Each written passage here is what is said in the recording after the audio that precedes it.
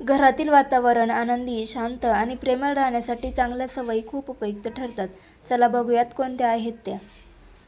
दिवसाची सुरुवात सकारात्मक करा. सकाळी देवाचे स्मरण करा. घरात शांत वातावरणात प्रार्थना किंवा भक्तिगीते लावा. एकमेकांना हसून शुभ सकाळ म्हणा. एकत्र जेवण करा.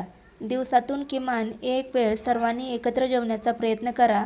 जेवताना मोबाईल किंवा टीव्ही टाळा. प्रेमाने बोला. रागाने किंवा मोठ्या आवाजात बोलणे टाळा.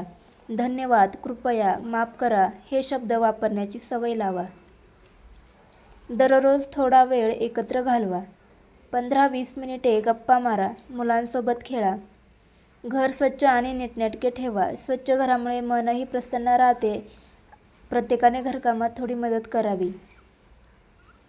राग जास्त वेळ मनात ठेवू नका. मतभेद झाले तर शक्य तितक्या लवकर बोलून सोडवा. माफी मागण्यास किंवा माफ करण्यास कमीपणा समजू नका. एकमेकांचे कौतुक करा. छोट्या छोट्या चांगल्या कामांसाठीही कौतुक करा.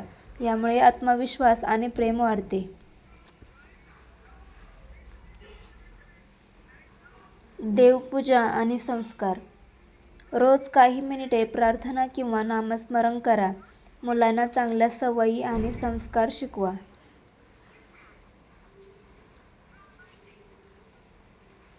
आर्थिक नियोजन करा. अनावश्यक खर्च टाळा. पैशांबद्दल शांतपणे चर्चा करा. वाद घालू नका. हसण्याची सवय लावा. विनोद करा. एकत्र चित्रपट किंवा कार्यक्रम पहा. आनंदी क्षण निर्माण करा.